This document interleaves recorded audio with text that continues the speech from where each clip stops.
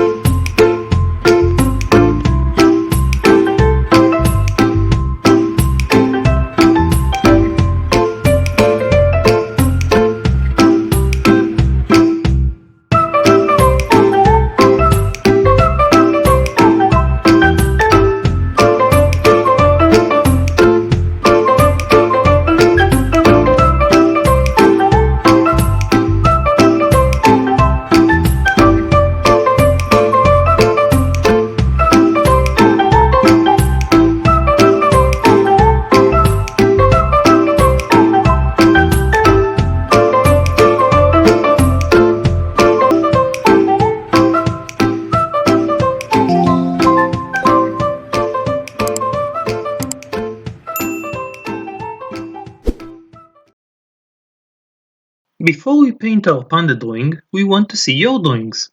More about it in the description below. And now, let's paint.